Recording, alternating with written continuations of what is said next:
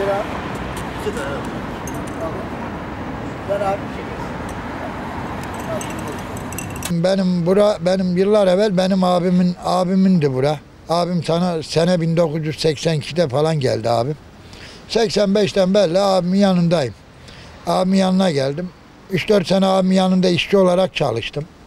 Ondan sonra abim burayı bana bıraktı. Kendi kahve açtı. Kahve açınca burayı ben devam ettim. İşte 85'ten beri böyle devam ediyorum.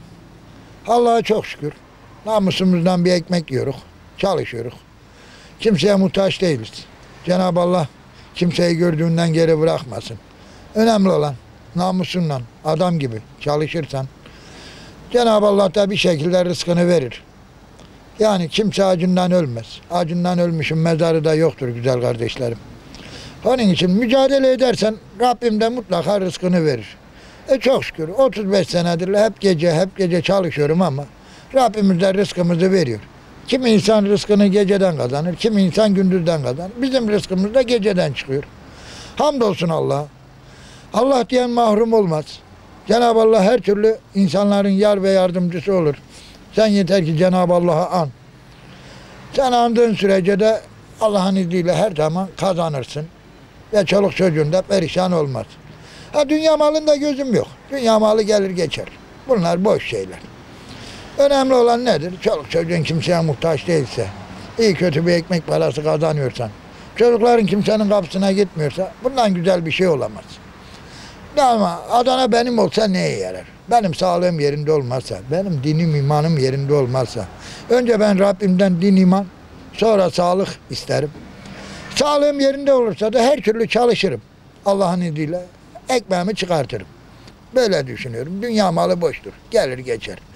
Rabbim bizlere din iman zenginliği versin. Sağlık sıhhat versin. Ben bu iş vesilesiyle eliniz öpsün 3 tane çocuğum var. Bir oğlum 2 kızım var. Oğlum okumadı. Ama kızlarım okuyor. Büyük kızım işte üniversite bitirdi bu sene çok şükür. Fen bilgisi öğretmenliğini fen bilgisi öğretmeni olacak Rabbim nasip ederse. Yani rızık konusunda hiç korkum olmasın. Rızkı veren Cenab-ı Allah. Cenab-ı Allah deldiği boğazı, yarattığı hiçbir canlıyı, daha doğrusu canlı olarak diyorum.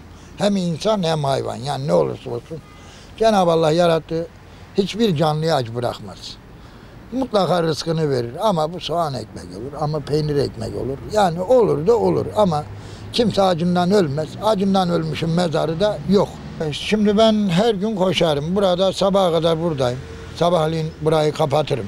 Sabah 5-6 gibi. Ondan sonra antrenmanıma giderim. En az benim mübalağasız her gün bir 10 kilometre koşum vardır. Bu 10 olur. Yeri gelir 15 olur. Hafta sonları 25-30 olur. 20 olur. Neyse işte yani 18 senedir spor yapıyorum. Ama bütün insanlara öneririm. Spor güzel bir şeydir. Kesinlikle yani sporun her zaman için insana faydası vardır ama zararı yoktur. Yani ben gençlere de bunu öneriyorum. Bütün insanlara spor yapmayı öneririm. Yani ben 50 yaşındayım, ben 70 yaşındayım, ben spor yapamam diye bir şey yok. İnsanoğlu istedikten sonra, azmettikten sonra başaramayacağı hiçbir şey yok. Evde madalyalarım var. Bunu Urfa'dan almıştım. Urfa'da o zaman 10 kilometre maraton şeyinde 3. olmuştum. Bir şeyi başladıysan devam ettirmen gerekiyor. Sen istikrarlı bir şekilde gidersen o işte de her türlü başarıyı elde edersin. Her türlü başarıyı elde edersin. Ben yapamam, ben edemem diye bir şey yok. Kesinlikle insan istedikten sonra her şeyi başarır. Ama önemli olan o şeyi istikrarlı bir şekilde devam etmektir. İnsanın en büyük silahı ne olmalı biliyor musun kardeşim? İnsanın en büyük silahı sabır olmalı. Sabır. Sabreden kazanır, öfkeyle kalkan her zaman kaybeder. Allah diyen mahrum olmaz. Sen Allah'a sığın yeter ki.